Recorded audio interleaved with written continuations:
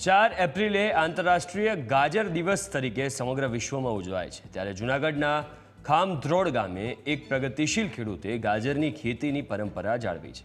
ગાજરની ખેતી માટે આ ખેડૂતના પિતાને પદ્મશ્રી એવોર્ડ મળ્યો હતો અને હવે પિતાના પગલે પુત્રએ પણ ગાજરની ખેતીમાં નવી ઊંચાઈઓ સર કરી।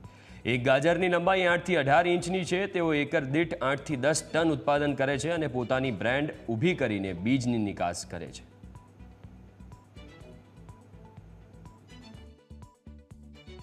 पिताजी वल्लभभाई वसरामभाई मारवणिया एमणे 1943 में पहली वखत गाजर की खेती शुरू करेली और ते समय में गाजर है ए पशु आहार माटे वपराता।